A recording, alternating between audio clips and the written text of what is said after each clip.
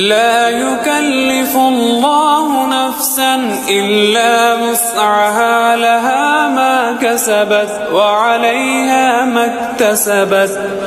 ربنا لا تؤاخذنا إن نسينا أو أخطأنا ربنا ولا تحمل علينا إصرا كما حملته على الذين من قبلنا ربنا ولا تحملنا ما لا طاقة لنا به واعف عنا واغفر لنا وارحمنا أنت مولانا فانصرنا على القوم الكافرين.